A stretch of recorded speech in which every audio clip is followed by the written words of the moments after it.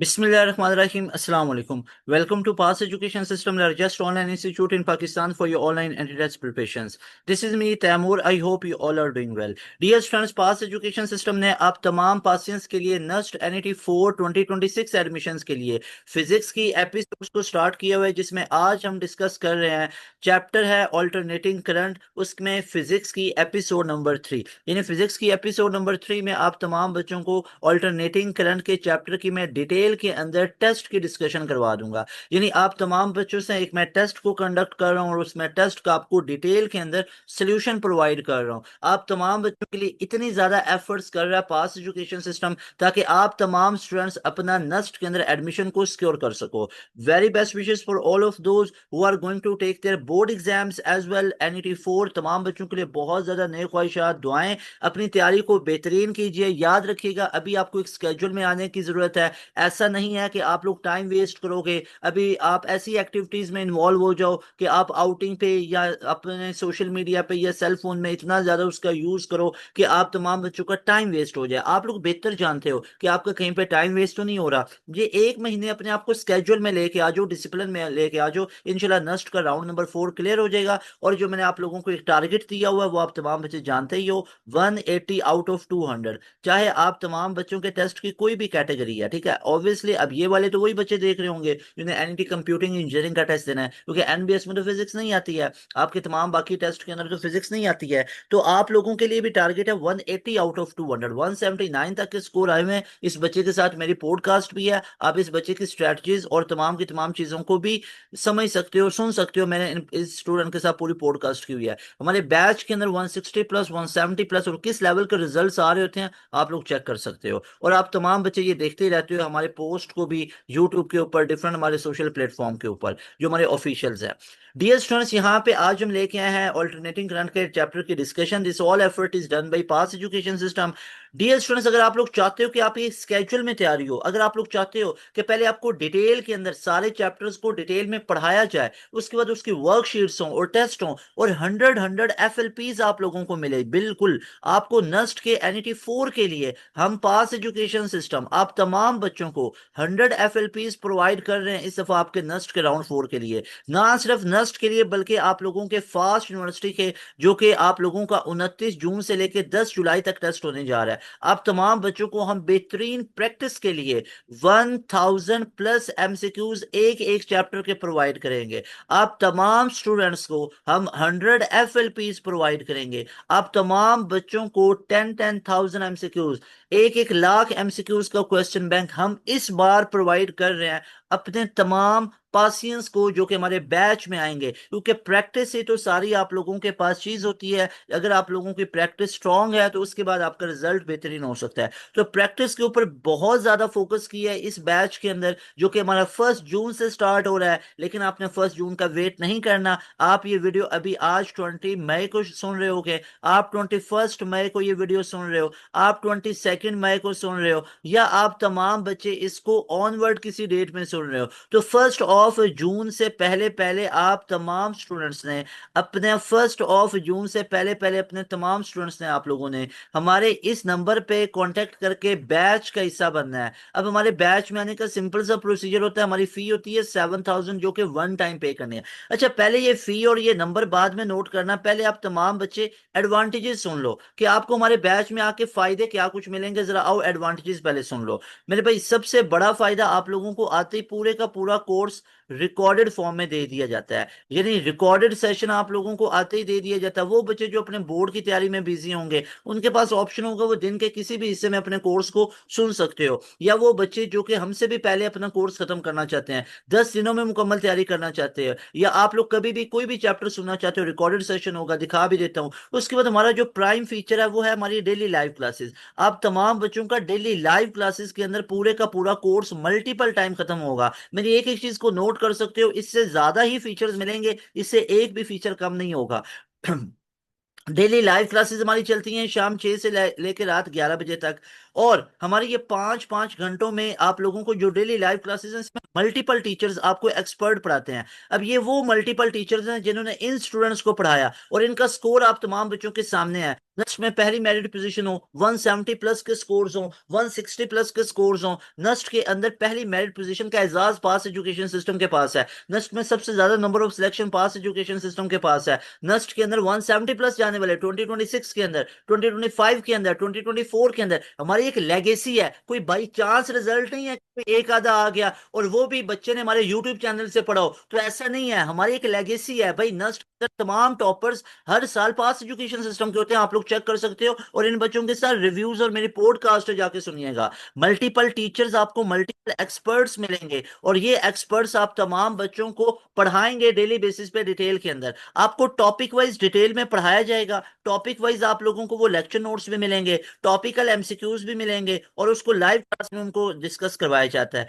फिर चैप्टर जब आप लोगों का खत्म होता है तो चैप्टर वाइज भी आप लोगों को टेस्ट और वर्कशीट मिलते हैं, उनका लाइव क्लास में सोल्यूशन होता है। और before moving to chapter worksheet and test, हम आपको हर एक चैप्टर की क्विक रिवीजन भी देते हैं, फॉर्मूला शीट बनाते हैं ताकि पूरा चैप्टर रिवाइज हो जाए। पहले डिटेल में टॉपिक को पढ़ाया, फिर उसकी वर्कशीट टेस्ट दिया, उसकी क्विक रिवीजन करवाई। This is how we will complete your complete syllabus, entire syllabus within 2 months, within 1 month. Time के ऊपर डिपेंड करता है कितना टाइम है, उसके मुताबिक हमारी क्लासेस की जो लेंथ है वो बढ़ती जाती है। उसके बाद आप लोगों का RNT रिवीजन और टेस्ट सेशन दूसरी फेज शुरू हो जाएगी। फिर आपका टेस्ट सेशन तीसरी फेज शुरू हो जाती है और चौथे नंबर पे आपके पास एंड गेम्स आती हैं। अब नॉर्मली बच्चा क्या करता है, यूट्यूब पे सिर्फ ये एंड गेम और सुन के जाता है, वो ये सिर्फ चौथी फेज सुन के जाता है। ना तो उसने टेस्ट सेशन दिया, ना उसने रिवीजन और टेस्ट सेशन हमारे पास रिवीजन की, ना तो उसने हमारे पास एक एक चैप्टर को क्विकली रिवाइज किया हमारे पास, ना तो उसने एक एक चैप्टर की फॉर्मूला शीट को किया, ना उसने टॉपिक वाइज पढ़ा। तो वो ये सारी चीजें छोड़ के जब एंड गेम पे जाता है तो उससे आप लोगों की सिलेक्शन नहीं है, आपको आइडिया हो जाता है चीजों को। सिलेक्शन के लिए आपको प्रॉपर हमारे बैच में आने की जरूरत है। इसके अलावा आप लोगों को 100 FLPs प्रोवाइड किए जा रहे हैं, तो खुद सोचो आपकी तैयारी किस लेवल की हो जाएगी। अभी इस नंबर पर राब्ता करके आज ही हमारे बैच का हिस्सा बनिए। 7,000 वन टाइम आप लोगों ने फी पे करनी है, इसमें कोई डिस्काउंट वगैरह नहीं है। नॉर्मली अगर आप लोग देखोगे ना तो 60-70 हजार रुपया आपसे चार्ज करने के बाद भी फिजिकल इदारे वाले सिलेक्शन नहीं हो पाती है। स्कोर 140 भी नहीं आ पाता है, 150 भी नहीं आ पाता है, देखो ना। और at the end of the day बच्चा हमारे यूट्यूब चैनल से एंड गेम से तैयारी कर रहा होता है, तो कहीं पे किसी फजूल किस्म के चैनल को फॉलो करने की जरूरत नहीं जो आपको इररेलेवेंट लॉन्ग मेथड में करवाएं। और वो आपको सारी चीजें वो करवाएंगे जो कि पास एजुकेशन सिस्टम ने ऑलरेडी करवा रखी होंगी। या कहीं पे आपको 60-70 हजार, 40 हजार, 50 हजार देने की जरूरत नहीं है। पास एजुकेशन सिस्टम के यूट्यूब चैनल पे फ्री ऑफ कॉस्ट लेक्चर्स है। बैच ज्वाइन करना है तो वो भी पास एजुकेशन सिस्टम के सुपर प्रीमियम बैच का हिस्सा बनो। यहाँ पे आपको ये सारे फीचर्स मिल रहे हैं और ये मैं आई बेट के हम लोग इतने एफर्ट्स करेंगे कि आप लोग थक जाओगे, हमारी टीम नहीं थकेगी। ये मैं आपको गारंटी से बात कह सकता हूँ। हमारी डे टाइम में भी स्पेशल क्लासेस चल रही होती हैं, हमारी इवनिंग में भी स्पेशल क्लासेस चल रही होती है। इतनी एफर्ट पास एजुकेशन सिस्टम आप बच्चों के लिए करता है। तो भाई अगर तो सिलेक्शन लेनी है तो हमारे बैच का हिस्सा बनो। एक्सपेरिमेंट करने का टाइम नहीं है। फास्ट में ओवरऑल जिस बच्चे ने टॉप किया था वो भी हमारा स्टूडेंट था अल्हम्दुलिल्लाह। हमारे बैच 2.0 का था, आई गेस सो 2.0 या 3.0 का था। तो ये 95.78 का एग्रीगेट, हुसैन रजा कुरैशी, इन तमाम बच्चों के ये टॉप 5, टॉप 10, टॉप 3 हो, ये पहली पोजीशन हो फास्ट के अंदर। अल्हम्दुलिल्लाह हमारा अपना घर है, हमें पता है इसकी तैयारी कैसे करवानी है। हमारे टीचर्स वो पढ़ा रहे हैं जो फास्ट से ग्रेजुएटेड है, जो फास्ट से अपने एजुकेशन कंप्लीट कर चुके हुए हैं। तो हमें पता फास्ट की तैयारी कैसे करवानी है, नर्स की तैयारी कैसे करवानी है, यूईटी की तैयारी कैसे करवानी है। तो अगर आप लोग चाहते हो कि आपके पास मल्टीपल ऑप्शंस बने, NTS, air, COMSATS, UET, fast university, प्यास यूनिवर्सिटी, जीके यूनिवर्सिटी के स्कॉलरशिप की तैयारी करना चाहते हो, तो आज इस नंबर पर राब्ता करके हमारे सुपर प्रीमियम बैच का हिस्सा बनिए। क्योंकि आपके पास जीके यूनिवर्सिटी 6 to 10 जुलाई आ रहा है 2026 के अंदर। इसके अलावा आप तमाम बच्चों के पास जो फास्ट का टेस्ट है वो 29 to 10 जुलाई तक आ रहा है, 29 जून से 10 जुलाई तक हो रहा है। उसके अलावा आपके पास जो प्यास यूनिवर्सिटी का टेस्ट है ये आपके पास आ रहा है जुलाई के सेकंड वीक के अंदर, यानी कि ये आप लोगों के पास नॉर्मली जो है वो 12 जुलाई को आ रहा है। ठीक है, 12 जुलाई अभी डेट है, एक्सटेंड नहीं हुई है। तो इसके अलावा आपको एनईडी की तैयारी करना चाहते हो, एनईडी जो कि 12 से 15 जून तक हो रहा है और दूसरा इसका जुलाई के अंदर आएगा। ठीक है, तो इसकी तैयारी करना चाहते हो, मेहरान की तैयारी करना चाहते हो जो कि एक तो सेकंड मई को है, इसके दूसरे चांस भी है, दूसरा राउंड भी होने का चांस है। तो अगर आप लोग चाहते हो स्केड्यूल में तैयारी हो, अभी हमारे नंबर पर राब्ता करके आज ही हमारे सुपर प्रीमियम बैच का हिस्सा बनिए। आईएनडीएस फ्रांस ऑल्टरनेटिंग करंट वाला जो चैप्टर है उसके मैं आपको डिटेल के अंदर टेस्ट की डिस्कशन करवा देता हूँ। अस्सलाम वालेकुम, अल्लाह हाफिज। तो आज हम स्टार्ट करने जा रहे हैं फिजिक्स की बुक 2 ऑल्टरनेटिंग करंट का पूरा टेस्ट। और आप लोग चलें जी, लेते हैं। मैं इंशाल्लाह कोशिश करूंगा, मैं थोड़ा सा हूं, मैं थोड़ा सा ना ये माड़ा सा स्टूडेंट हूं, तो भाई मैं कोशिश करूंगा पूरे नंबर लेने के। लेकिन प्लीज आप दुआ कीजिएगा अगर मेरे पूरे नंबर आ गए, और अगर ना आ गए तो प्लीज यार फिर इसको इग्नोर कर दीजिएगा। तो क्यों ना अब हम इसको स्टार्ट करते हैं। तो यहाँ पे स्टार्ट जैसे ही किया तो ये हमारे पास टाइमर ऊपर स्टार्ट हो गया, धमकी ऊपर शुरू होगी, नहीं हुई शुरू, हाँ हो गई ये देखो। चलो जी, इसको थोड़ा सा जूम कर लेते, जूम, जूम करके जूम ऐसे। अच्छा जी, पहला क्वेश्चन लिखा हुआ that is out of which following which wave have maximum wavelength. भाई मैं बताऊंगा ना, मैं मौजूद हूं इधर आपके पास। तो भाई मैक्सिमम वेवलेंथ किसकी होती है? Radio wave. भाई रेडियो वेव की ना रेड से भी ज्यादा होती है। भाई सुनो, चुप करके सुनते जाना, अपने मार्क्स मुझे बताने हैं, जल्दी से नोट कर लो। रजिस्टर बॉल पेन अपने पास रखना है, लास्ट पे मुझे मार्क्स बताने हैं। लास्ट में मैं वर्सेस गेम खेलूंगा, बॉयज वर्सेस गर्ल्स, देखेंगे किसके ज्यादा मार्क्स आते हैं। और तीसरा भाई मेरी अलग टीम है, मैं आप दोनों की टीम में नहीं हूं, मैं मुझे आप दोनों पे यकीन नहीं है। आप लोग के पर इतनी तैयारी करवा करवा के फिर भी 90 नंबर लेके आ जाते हो, मुझे आप पे भरोसा नहीं हो, मैं भी खुद अपना टेस्ट खुद सॉल्व करूंगा। लें जी, अब नेक्स्ट में हम बैठे हुए हैं। पहला क्वेश्चन है out of the following which wave have maximum wavelength. तो याद रखो, एक्स रे की वेवलेंथ कम होती है, 10 to-10 मीटर में होती है। गैमा रेस की वेवलेंथ उससे भी कम होती है क्योंकि इनकी एनर्जी ज्यादा है। फिर रेड की वेवलेंथ ज्यादा होती है, फिर इंफ्रारेड की ज्यादा होती है, फिर हमारे पास रेडियो वेव्स होती हैं। तो भाई यहाँ पे एक चीज ये बताना पड़ेगी, नहीं ये तो बताना पड़ेगी, यहाँ पे आओ। भाई याद रख लो, आप लोगों ने क्या ये पढ़ा हुआ है? आपने पढ़ा हुआ है विबग्योर, विबग्योर। तो इसमें कुछ चीजें आपको बताना चाहता हूँ विबग्योर के अंदर, कि अगर इधर को आप बढ़ते जाओ तो वेव लेंथ बढ़ेगी, फ्रीक्वेंसी कम होगी, एनर्जी आप लोगों के पास कम होगी। लेकिन अगर इधर को बढ़ोगे तो वेव लेंथ कम होगी, फ्रीक्वेंसी ज्यादा होगी, एनर्जी ज्यादा होगी। भाई वॉयलेट से ज्यादा किसकी एनर्जी होगी? अल्ट्रा वॉयलेट की एनर्जी होगी। अल्ट्रा वॉयलेट से ज्यादा किसकी होगी? एक्स रेस की। एक्स रे से ज्यादा गैमा रेस की। तो इस तरह ये एनर्जी का पैटर्न चलेगा। लेकिन रेड से ज्यादा वेवलेंथ किसकी होगी? भाई इधर को वेवलेंथ बढ़ रही है, अल्लाह के बंदे, इधर को वेवलेंथ बढ़ रही है। तो देखो, रेड की वेवलेंथ ज्यादा, उसके बाद इंफ्रारेड आते हैं, इंफ्रारेड के बाद में जाके रेडियो वेव्स आते हैं। तो रेडियो वेव की वेवलेंथ तो सबसे ज्यादा होती है। तो इसलिए हम यहाँ पे क्या बोलेंगे? हम यहाँ पे बोलेंगे कि out of which have maximum wavelength that is radio wave. तो डेल्टा ऑप्शन को मैंने सिक्योर किया और यहाँ पे गए नेक्स्ट पे। नेक्स्ट है विच device control AC most efficiently. कौन सा डिवाइस एसी को ज्यादा एफिशिएंटली करता है? तो भाईजान हम जानते, we device controls AC most efficiently. Most efficiently की बात हो रही है तो कैपेसिटर तो करता है भाई, रजिस्टर नहीं करेगा। इंडक्टर भी करता है, लेकिन मोस्ट एफिशिएंटली कौन करेगा? सारे स्टूडेंट यहाँ पे मुझे क्या बता रहे हैं? कैपेसिटर। क्या बात है, क्या बात है। तो लगाओ जरा इसको, गलत काउंट करो, मैं तो इसको सी इंडक्टर लगाऊंगा। भाई ये जनरल नॉलेज टाइप चीजें हैं, इनको याद रखना पड़ेगा। Which device control AC most efficiently, कौन ज्यादा एफिशिएंटली कंट्रोल करता है? तो always remember that one is inductor. तो यहां पे नेक्स्ट मूव करते हैं। उसके बाद a choke is a coil which has dash. Choke के पास क्या क्या कुछ स्पेसिफिकेशंस है? तो भाई चोक के पास जो थिक कॉपर वायर होती है, मान लिया। क्या लार्ज सेल्फ इंडक्टेंस होता है? बिल्कुल लार्ज होता है। स्मॉल रेजिस्टेंस होती है जी, स्मॉल भी होती है। ऑल ऑफ दिस, भाई यही तो चोक की डेफिनेशन है। चोक क्या होता है? एक इंडक्टिव सर्किट होता है जिसमें लार्ज सेल्फ इंडक्टेंस है, थिक कॉपर की वायर है, स्मॉल वैल्यू ऑफ रेजिस्टेंस है। तो all of this delta option will be, according to me, that will be the best option. Next move करते हैं। आगे हमारे पास एक क्वेश्चन पूछा गया, ये बिल्कुल जनरल नॉलेज टाइप की चीजें आ रही हैं। Speed of X rays in vacuum, भाई ये 1/म्यू नॉट इंटू एप्सिलॉन नॉट है। 4 × 10⁻⁷ म्यू नॉट की वैल्यू, और एप्सिलॉन नॉट की वैल्यू 8.85 इंटू 10⁻12 कूलम स्केयर पर न्यूटन मीटर स्केयर। ये कई दफा बता चुका हूं। तो delta option I guess so is the right option. तो मैंने डेल्टा को चूज कर लिया। इसके बाद डियर स्टूडेंट्स, हम दोबारा से किस पे जाएंगे? नेक्स्ट की तरफ। इसके बाद हमारे पास नेक्स्ट क्वेश्चन है जनाब, नेक्स्ट क्वेश्चन हमारे पास है that is in metal detector. ठीक है, मेटल डिटेक्टर में पूछ रहे हैं कि when a metal comes near search coil its inductance dash. इसकी इंडक्टेंस क्या होगी? भाई इसकी इंडक्टेंस कम होगी, ये कंफर्म है। In metal detector when a metal comes near a search coil its inductance. जब भी मेटल डिटेक्टर में मेटल और कोइल आपस में करीब आएंगे तो इसकी इंडक्टेंस जो होती है ना, सेल्फ इंडक्टेंस, वो कम होती है। और जो करस्पॉन्डिंग फ्रीक्वेंसी है वो ज्यादा होती है। फ्रीक्वेंसी ज्यादा हो जाती है, इंडक्टेंस कम होती है। तो इसका हमारे पास राइट ऑप्शन सी ऑप्शन होगा। ठीक है, यानी इंडक्टेंस कम होगी, फ्रीक्वेंसी इंक्रीज होगी, C option will be right option. तो नेक्स्ट की तरफ मूव करते हैं। फिर है the natural frequency of oscillator circuit will B.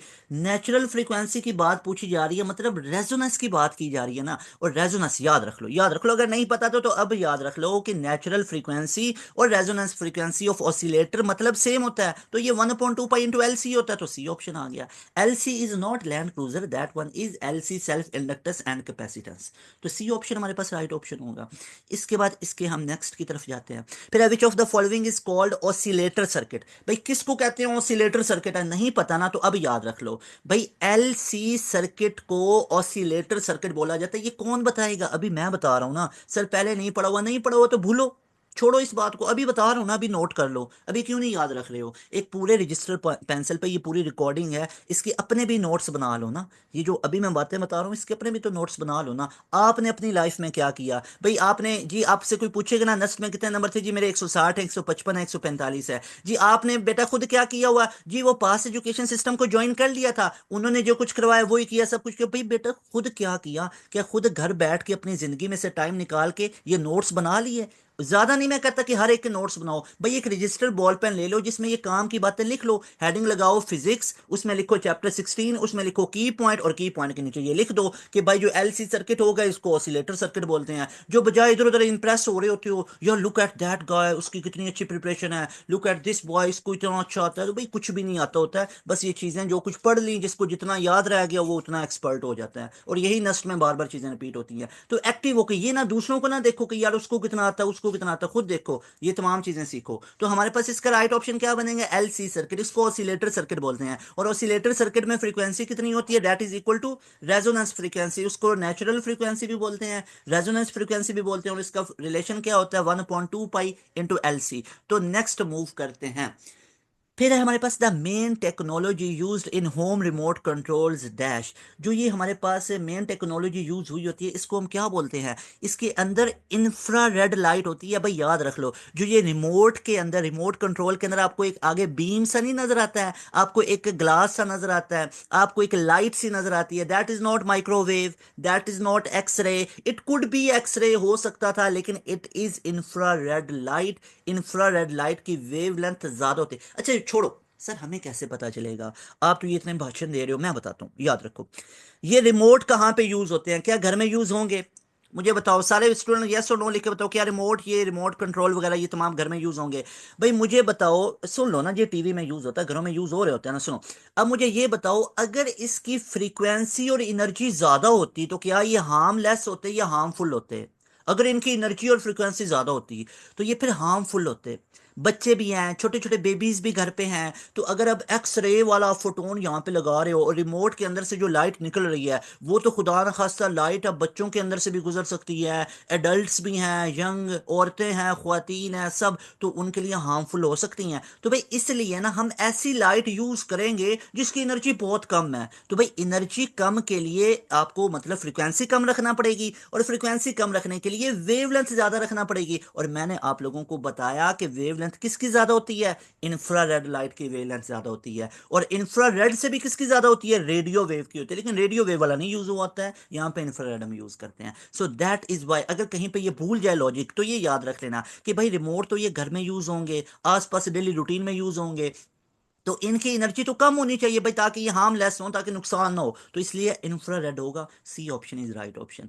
Next question है हमारे पास, objects of temperature ranges from dash emits their most intense thermal radiation in the infrared region of spectrum. मतलब यहाँ पे सिर्फ एक चीज उसने पूछी हुई है कि भाई मुझे बताओ टेम्परेचर की क्या रेंज हो तो इंफ्रारेड रीजन में जाया जाता है। इंफ्रारेड रीजन के अंदर क्या होता है, जहां पे वेवलेंथ ज्यादा होती है। तो भाई 3 केल्विन से 3000 केल्विन, मैं बताता हूँ, 3000 केल्विन तक अगर टेम्परेचर की रेंज हो ना, मिसाल के तौर पर, नहीं समझे पूरा फील लेके पढ़ेंगे। देखो आप लोगों ने कोई एक ऑब्जेक्ट ले लिया, उस ऑब्जेक्ट को आप लोगों ने हीट अप किया, उस ऑब्जेक्ट को आप लोगों ने हीट अप किया। भाई जब आपने हीट अप किया, सर कितना हीट अप किया, ये आप लोगों ने 3 केल्विन से लेके 3000 तक, 3 केल्विन से लेके 3000 केल्विन तक, 3 केल्विन से 3000 केल्विन तक अगर आप इसका टेम्परेचर रखोगे ना तो इस पूरे ऑब्जेक्ट में से रेडिएशन निकलना शुरू हो जाएंगी। भाई वो रेडिएशन किस रीजन में जाएंगी, वो इंफ्रारेड में जाएंगी। अगर आप 3000 से ज़्यादा कर दोगे तो इसकी वेवलेंथ और ज़्यादा हमारे पास क्या हो जाएगी, छोटी, और इसकी फ्रीक्वेंसी एनर्जी ज़्यादा हो जाएगी। अगर आप टेम्परेचर को बढ़ाते जाओगे, टेम्परेचर को बढ़ाते जाओगे तो वेवलेंथ हमारे पास सप्रेस होती जाएगी, वेवलेंथ कम होगी और एनर्जी बढ़ती जाएगी ना, क्योंकि टेम्परेचर और एनर्जी का डायरेक्ट रिलेशन होता है। लेकिन यहाँ पे हमारे पास तो सीधा सा क्वेश्चन पूछा हुआ है, भाई बताओ कि कितना टेम्परेचर दें तो इंफ्रारेड रीजन के अंदर रेडिएशन जाएंगी। तो भाई वो 3 केल्विन से 3000 केल्विन तक है, तो beta option according to me that will be right option. उसके बाद नेक्स्ट क्वेश्चन है, that is the wavelength of visible region ranges from. अब वो विजिबल रीजन की रेंज पूछ रहा है, that is so simple, that is 400 nanometre to 700। हालांकि एग्जैक्ट ये पता है कितनी होती है, ये 350 टू 750 होती है, लेकिन ऐसा कोई ऑप्शन नहीं है, तो इसलिए हम करेंगे 400 to 700। That is approximately more clear, so that is why beta option will be right option. ये तो आप लोगों का 11 केमिस्ट्री के अंदर भी पढ़ा होगा, नहीं पढ़ा तो अभी मैं बता रहा हूँ, याद रख लो। ये विजिबल रीजन है, इसका मतलब क्या होता है भाई, अगर 400 नैनोमीटर, 400 नैनोमीटर का मतलब है 400 इंटू 10⁻⁹ मीटर, इससे लेके 700 नैनोमीटर तक की कोई वेवलेंथ आपको नजर आए ना तो वो आप देख भी सकते हो, क्योंकि वो विजिबल रीजन में है। नेक्स्ट मूव करते हैं, the current in resistance at resonance in series resonance circuit is. तो भाई यहाँ पे हमारे पास करंट पूछा जा रहा है कि रेजोनेंस के अंदर हमारे पास कितना होता है। तो भाई अगर मैं करंट की बात करूँ ना, current in resistance at resonance, तो वो मैक्सिमम होता है। रेजोनेंस के ऊपर करंट हमारे पास क्या होता है, वो हमारे पास करंट मैक्सिमम होता है, बट फाइनाइट होता है। तो इसका भी हमारे पास क्या होगा, बीटा ऑप्शन। ये किसकी प्रॉपर्टी है, ये आपको मैं प्रॉपर्टीज बता रहा हूं रेजोनेंस की। नेक्स्ट हमारे पास आ गया, that is in an AC circuit containing an inductance है, कैपेसिटर है, वो सीरीज में current is found to be maximum, बिल्कुल मैक्सिमम होगा। When the value of inductance is 0.5 and capacitance इतना है, the angular frequency of the input voltage must be equal to. अब यहाँ पे simple is that, numerical base हमारे पास पूछा गया, क्या क्या चीजें दे दी है।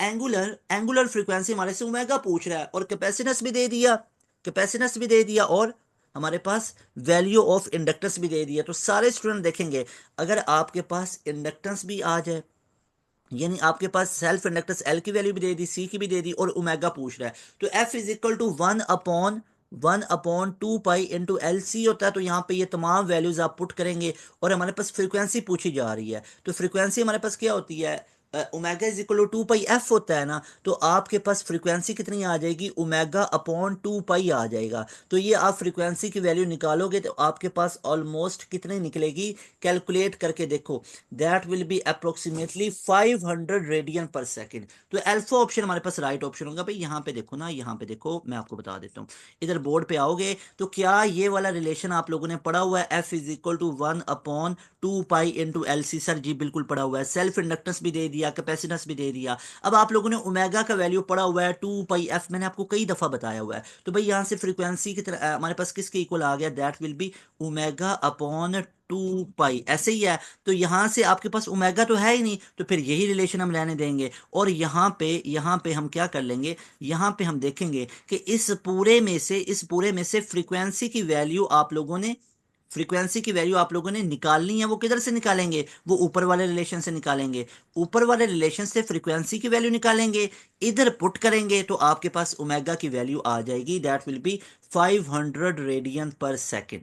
500 रेडियन पर सेकेंड। यहाँ पे सेल्फ इंडक्टेंस हमारे पास कितना दिया हुआ था, दैट वाज पॉइंट पॉइंट 5.5 के करीब हमारे पास था, और जो हमारे पास कैपेसिटेंस थी वो 8 माइक्रोफेरिड के करीब थी। तो अब 8 माइक्रोफेरिड की कैपेसिटेंस है, और 0.5 का हमारे पास सेल्फ इंडक्टेंस है। इनका स्क्वायर रूट लेना, 1/2 पाई करना है, और यहाँ पे आप लोगों ने ओमेगा की वैल्यू निकालनी है। नेक्स्ट हमारे पास क्वेश्चन आ जाता है, that one is in an AC circuit, a resistance R is connected in series with the inductance L. If the phase angle between voltage and current is 45, the value of inductance will be। बहुत easy question है, जरा सोचें, आप लोग खुद सोचें कि भाई हमारे पास वो क्या कह रहा है, वो कह रहा है कि अगर आपके पास एक सर्किट है जिसमें आर यानी रेजिस्टेंस और इंडक्टेंस सीरीज में जुड़े हुए हैं, ठीक है। फिर वो कह रहा है if the phase angle between voltage and current will be 45 degree, यानी अगर हमारे पास वोल्टेज और करंट के बीच में एंगल 45 डिग्री का, the value of inductance, inductive reactance कहते हैं रिएक्टेंस ऑफ इंडक्टर, यानी एक्स एक्स हमारे पास एल पूछा जा रहा है जो कि 2 पाई एफ एल के इक्वल होता है। तो यहाँ पे अगर आप देखोगे ना तो एंगल हमारे पास 45 आ रहा है, तो हमारे पास रेजिस्टेंस की वैल्यू कितनी होगी। आप लोग ये जानते हो कि हमारे पास रेजिस्टेंस की वैल्यू तो वोल्टेज को और आप एंगल जितना भी करो इस पे कोई फर्क नहीं पड़ेगा। इंडक्टिव रिएक्टेंस हमारे पास किसके इक्वल आएगी, वो तो आर के इक्वल ही आएगी। तो हमारे पास यहाँ पे भी बीटा ऑप्शन क्या बनेगा, राइट ऑप्शन बनेगा। दोबारा सुने, एसी सर्किट के अंदर रेजिस्टेंस जुड़ी हुई है, इंडक्टर जुड़ा हुआ है किसमें, सीरीज के अंदर, और यहाँ पे वो कह रहा है कि जो हमारे पास एक्स एल की वैल्यू है वो हमारे पास किसके इक्वल आएगी। तो याद रख लो जब हमारे पास 45 का एंगल आएगा तो इंडक्टिव रिएक्टेंस यानी एक्स एल की और रेजिस्टेंस की वैल्यू सेम आती है। तो हमारे पास राइट ऑप्शन बीटा ऑप्शन होगा। इसके बाद हमारे पास नेक्स्ट क्वेश्चन है, दैट वन इज यहां पे नेक्स्ट क्वेश्चन की तरफ चलते हैं। नेक्स्ट क्वेश्चन हमारे पास है, in L C R series circuit the capacitor is change from C to 4C। Capacitance को बढ़ा दिया गया for the same resonant frequency, the inductance should be change from L to. अब यहाँ पे ये बड़ा इंटरेस्टिंग क्वेश्चन है कि जब आप क्या करते हो, जब आपने कैपेसिटेंस को 4C किया है जबकि आप लोग जानते हो इनका प्रोडक्ट तो एल सी रहेगा, तो भाई आपको L/4 करना पड़ेगा ना। Beta option will be right option, ताकि 4 से कैंसिल होगा और रेजोनेंट फ्रीक्वेंसी को सेम रखना। दोबारा क्वेश्चन पढ़ो, वो क्या कह रहा है भाई, क्वेश्चन को दोबारा गौर से पढ़ो ना। क्वेश्चन में लिखा हुआ है, क्या लिखा हुआ है क्वेश्चन के अंदर, क्वेश्चन में लिखा हुआ है भाईजान कि in LCR circuit the capacitor is change, capacitance को 4C किया है, भाई सेम फ्रीक्वेंसी रखनी है तो इंडक्टेंस को L/4 करना पड़ेगा ना। ये बीटा ऑप्शन राइट ऑप्शन होगा, क्यों, क्योंकि बीटा ऑप्शन के अंदर L/4 होगा, वही 4C से 4 से कैंसिल होके LC का LC रिटेन होगा रेजोनेंस फ्रीक्वेंसी में। सो दैट इज वाई हमारे पास राइट ऑप्शन क्या बनेगा, that is only beta option. So beta option को हमने सेव किया, नेक्स्ट मूव करते हैं। यूनिट ऑफ इंपेडेंस, भाई इंपेडेंस क्या होता है, इंपेडेंस तो सर रेजिस्टेंस होती है, तो इसका यूनिट हमारे पास क्या बनेगा, इसका ओम बनेगा। ओम तो नहीं है भाई, रेजिस्टेंस क्या होता है, R is equal to V upon I. तो वी वोल्टेज का वोल्ट और आई का एम्पेयर, तो वोल्ट पर ampere, alpha option is right option. Next move करते हैं। नेक्स्ट हमारे पास according to maximum power transfer theorem the transfer maximum power is only, ये एक जनरल नॉलेज टाइप चीज है, ये भी मैं आपको बता देता हूं कि 50% तक ये एफिशिएंट होता है। यानी जो हमारे पास ये जो ट्रांसफर मैक्सिमम पावर होती है ना, इसकी वैल्यू कितनी होती है, 50% एफिशिएंट होता है, not 100%, not 75%, it is 50% efficient. तो बीटा ऑप्शन हमारे पास यहाँ पे राइट ऑप्शन होगा। नेक्स्ट क्वेश्चन की तरफ मूव करते हैं। Impedance of A circuit consist of 3 ohm resistance and 4 ohm resistance, the power factor of circuit will B. तो इसका पावर फैक्टर हमारे पास कितना होगा, तो यहां पे देखो सारे स्टूडेंट इसका कैलकुलेट करेंगे। Power factor will be equal to, एक हमारे पास 3 है, एक हमारे पास 4 ओम है, तो इसका पावर फैक्टर हमारे पास कितना बनेगा। सारे स्टूडेंट देखेंगे power factor of the circuit will be equal to, यहां पे रेजिस्टेंस दे दिए तो इसका पावर फैक्टर हमारे पास कितना बनेगा, that will be 1/3 plus 1/4, that will be equal to 0.6। तो C option will be right option. Next हमारे पास है, a resistor R capacitor C are connected in series across an AC source of RMS 5 volt. If RMS voltage across C is 3 volt, then the resistor will be। अब यहाँ पे देखो आपके पास जो voltage है उसको इंक्रीज किया गया और रेजिस्टर की वैल्यू पूछ रहा है कि रेजिस्टेंस हमारे पास कितना हो जाएगा। तो याद रखो आपके पास आर और सी जुड़े हुए हैं यहाँ पे, लेकिन वो कह रहा है कि वोल्टेज की हमारे पास वैल्यू 5 वोल्ट थी, अब आरएमएस वोल्टेज कितना हो गया 3 वोल्ट का, तो हमारे पास आर की वैल्यू कितनी होगी। तो याद रखो इन दोनों का हमारे पास प्रोडक्ट हमारे पास क्या रहेगा, ऑलमोस्ट 4 इंटू ये हमारे पास कितना है, दैट इज, पहले हमारे पास आर की वैल्यू कितनी है, आर एम एस वोल्टेज हमारे पास 5 वोल्ट है, if the R M S voltage across C is 3 volt, then the resistor हमारे पास कितना होगा, रजिस्टर की वैल्यू पूछी जा रही है। तो आप लोगों ने यहाँ से सबसे पहले देखोगे ना तो हमारे पास रजिस्टर और ये जुड़े हुए हैं, AC voltage R M S 5 volt का है, आर एम एस वोल्टेज को कम कर दिया, 2 वोल्ट कम किया है, तो हमारे पास सी की वैल्यू, नहीं यहाँ पे C is 3, then the then that across R is, हाँ अब यहाँ पे ये क्वेश्चन पहले मैं आपको समझाता हूँ, ये देखें अब क्वेश्चन थोड़ा सा छोटा लिखो, इसको जूम कर लेते हैं। क्वेश्चन ये है, a resistor R and capacitor R connected in series, ठीक हो गया, across an AC source of R M S 5 volt, ठीक है कि आर और सी को 5 वोल्ट का वोल्टेज दिया हुआ, if R M S voltage if R M S voltage across C, यानी आप लोगों के पास रजिस्टर कैपेसिटर एक सर्किट में जुड़े हुए हैं, तो आप लोगों ने जो सी को वोल्टेज दिया हुआ है 3 वोल्ट है, तो आर का वोल्टेज हमारे पास कितना होगा, और टोटल आप लोगों ने कितना वोल्टेज दिया हुआ है, टोटल आप लोगों ने 5 वोल्ट दिया हुआ है। तो सीरीज के अंदर आपको पता है वोल्टेज तो डिवाइड हो जाता है, तो इसके वोल्टेज की वैल्यू हमारे पास कितनी होगी, दैट विल बी, आर के क्रॉस कितना होगा, दैट विल बी 4 वोल्ट। तो हमारे पास डेल्टा ऑप्शन इसका क्या होगा, राइट ऑप्शन होगा। अगर ये पैरेलल में लगे होते, पैरेलल में, तो जितना वोल्टेज आर को होना था उतना ही सी के पास होना था। तो यहाँ पे अब कितना होगा, that will be 4 volt. Next question है हमारे पास, the reactance of a inductor इतना है, वो हमारे पास the reactance at 100 hertz is. तो यहाँ पे देखो नेक्स्ट क्वेश्चन में हमारे पास पूछ रहा है कि अगर हमारे पास 10 ओहम है 50 हर्ट्ज पे, अब फ्रीक्वेंसी को डबल किया है, तो रिएक्टेंस भी क्या हो जाएगी, ये हमारे पास रिएक्टेंस भी हमारे पास डबल हो जाएगी। तो ये देखो reactance of an inductor at 50 hertz 10 ohm है, तो 100 हर्ट्ज पे कितनी होगी, डबल हो जाएगी, तो 20 होगी। तो डेल्टा ऑप्शन हमारे पास राइट ऑप्शन है, क्योंकि रिएक्टेंस फ्रीक्वेंसी के डायरेक्टली प्रोपोर्शनल होती है। ये दो चीजें यहाँ से बड़ी दफा क्वेश्चन आया हुआ है। यहाँ पे देख लो, एक मैंने आप लोगों को रिलेशन बताया हुआ था एक्स सी के बारे में, जो कि होता है हमारे पास 1/ओमेगा सी और इक्वल होता है 1/2 पाई एफ सी के, और एक मैंने आपको बताया हुआ है एक्स एल के, जो कि ओमेगा एल के इक्वल होता है, और ये होता है 2 पाई एफ एल के। तो दो चीजें नोट कर लो ना, कि एक्स सी इनवर्सली होगा फ्रीक्वेंसी के, और जो एक्स एल है वो डायरेक्टली प्रोपोर्शनल होगा फ्रीक्वेंसी के। तो भाईजान अगर तो आप लोग फ्रीक्वेंसी को डबल करोगे तो रिएक्टेंस भी डबल होगी। रिएक्टेंस ऑफ इंडक्टर, तो यहाँ पे देखो ऐसे ही तो हुआ था, यहाँ पे किसकी रिएक्टेंस ऑफ एन इंडक्टर, वो 50 हर्ट्ज पे इतनी है 10, तो 100 हर्ट्ज पे कितनी होगी भाई, डबल हो जाएगी, 10 का डबल 20 हो गया। इसके बाद नेक्स्ट क्वेश्चन हमारे पास, an inductor is connected with AC source during first quarter cycle when both I and V are positive the mean energy is. तो याद रख लो, जब दोनों करंट और वोल्टेज की वैल्यू पॉजिटिव होती है, दोनों मीन से अबव है, तो इसका मतलब क्या होता है कि जो एनर्जी है that is supply to inductor, भाई एनर्जी इंडक्टर को मिल रही है, तभी तो करंट भी पॉजिटिव है, वोल्टेज भी पॉजिटिव है। तो अल्फा ऑप्शन राइट ऑप्शन होगा। अगर तो यहाँ पे हमारे पास आई और वी ये नेगेटिव में आ जाए ना, तो इसका मतलब है कि जो एनर्जी है ना वो डेसिपेट हो रही है, यानी एनर्जी इंडक्टर में से निकल रही है। तो यहाँ पे अब दोनों पॉजिटिव है आई और वी, तो मतलब इंडक्टर को एनर्जी दी जा रही है। तो अल्फा ऑप्शन राइट ऑप्शन है। फिर है at what frequency will be inductor of H have a reactance of 500 ohm. तो 500 ओहम किस फ्रीक्वेंसी पे जाके होगा, that will be equal to 80 hertz. 80 hertz पे जाके इसकी फ्रीक्वेंसी पे जाके ये 500 देता है। क्यों, क्योंकि आपके पास X L equal to 2 pi F L है, तो यहाँ पे फ्रीक्वेंसी की वैल्यू कितनी पुट की जाएगी, 80 हर्ट्स पुट करेंगे तो 500 ओहम आएगा। So simple. फ्रीक्वेंसी का हमारे पास क्या बनेगा, ये देखो ना, अभी आपको ये करवा के आए हूँ, ये वाला रिलेशन आप लोगों को मैंने दूसरे वाला करवाया ना, तो इसको नोट करो। तो वो कह रहा है किस फ्रीक्वेंसी के ऊपर रिएक्टेंस आपके पास कितनी होगी, दैट विल बी 500। तो याद रख लो आप लोगों के पास क्या रिलेशन है, एक्स एल रिएक्टेंस का 2 पाई एफ एल। तो हमारे पास ये पूछा जा रहा है किस फ्रीक्वेंसी के ऊपर, ये फ्रीक्वेंसी पूछी जा रही है, रिएक्टेंस की वैल्यू आप लोगों ने कितनी पुट करनी है, दैट विल बी 500। तो यहां से आप लोग फ्रीक्वेंसी की वैल्यू को निकाल सकते हो। इसके बाद नेक्स्ट हमारे पास क्वेश्चन आ जाता है, इसका डेल्टा ऑप्शन आ गया।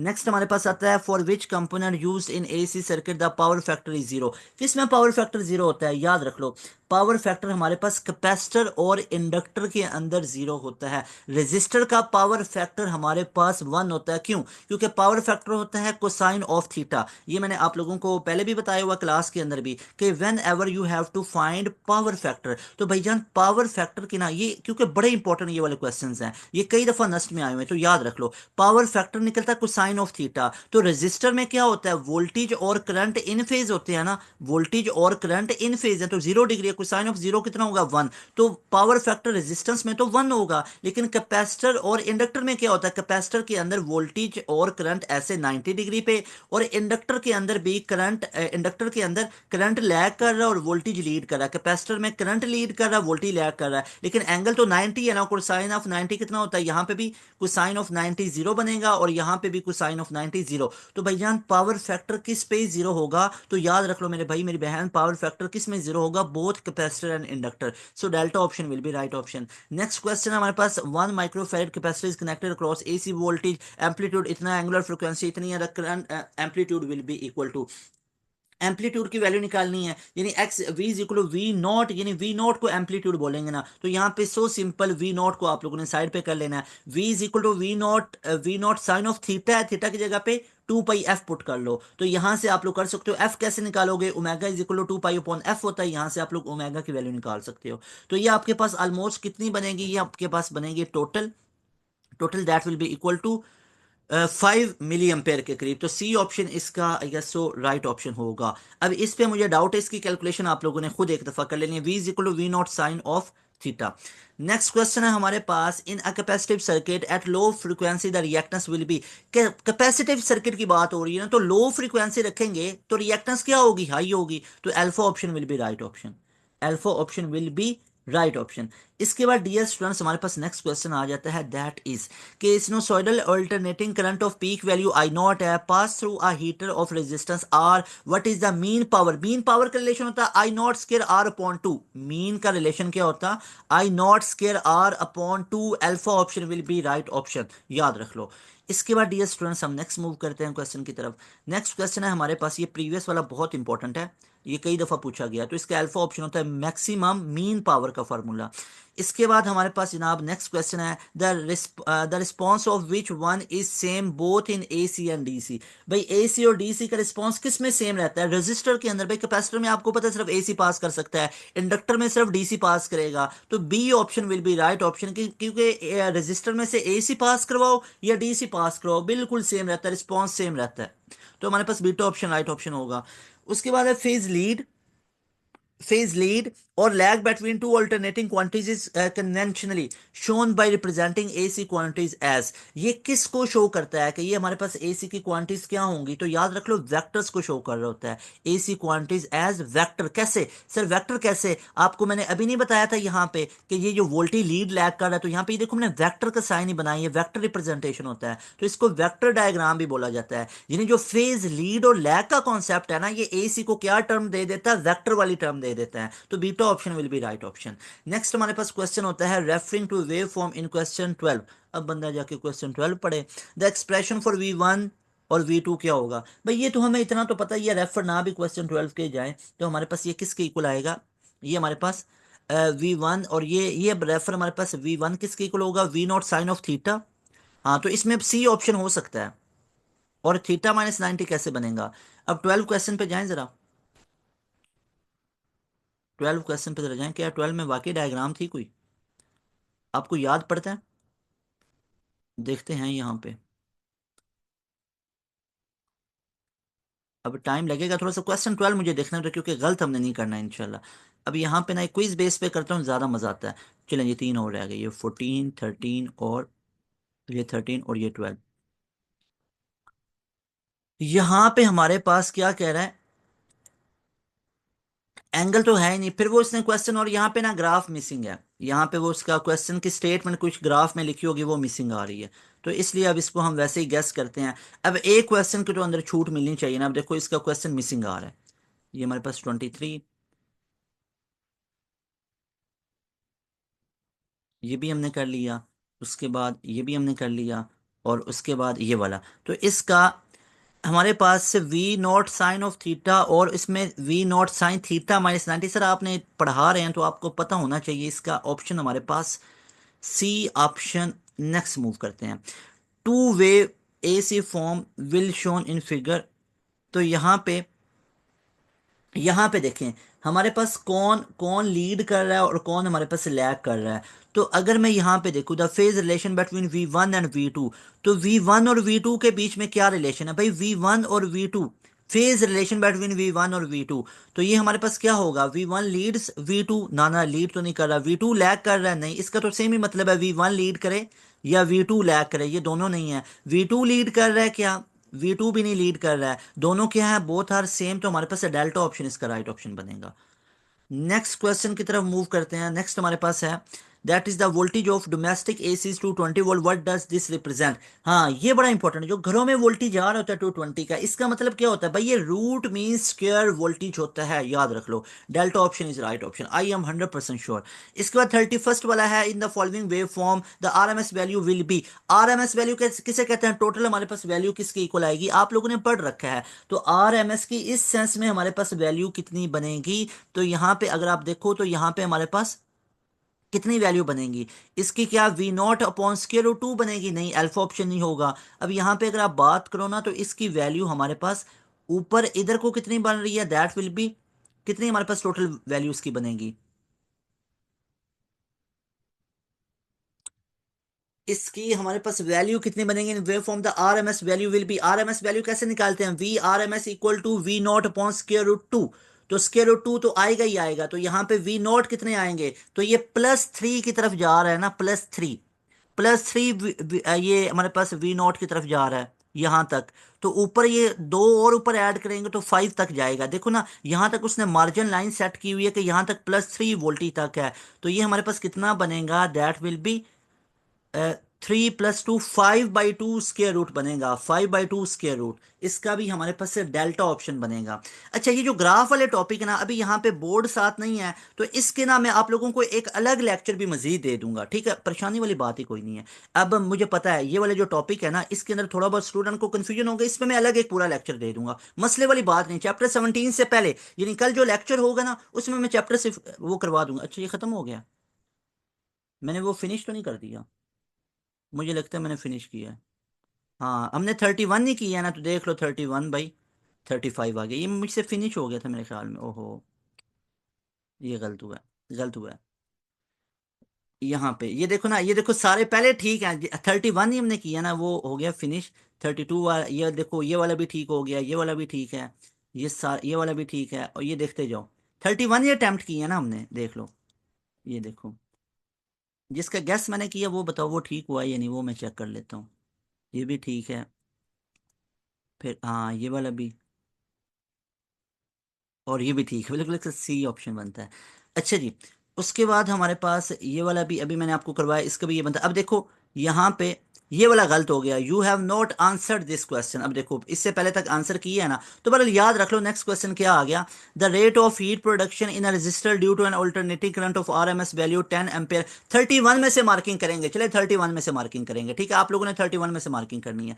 इसका हमारे पास क्या होगा? डायरेक्ट करंट की वैल्यू हमारे पास 10 एम्पेयर है, और उसके बाद the ratio of energy stored in a circuit to the energy dissipated in one cycle, that will be quality factor. इसको क्वालिटी फैक्टर बोला जाता है। उसके बाद हमारे पास क्वालिटी कहते हैं एनर्जी को, क्वालिटी प्रॉपर्टी। और how many times ACH is zero value in one cycle? तो ये ट्वाइस, यानी एक साइकिल में दो दफा जीरो वैल्यू लेता है। एक दफा जीरो से स्टार्ट किया और एक दफा दोबारा जीरो पे आया। उसके बाद the time taken by AC to reach half of maximum value, वो कितना लगता है? That is T/12।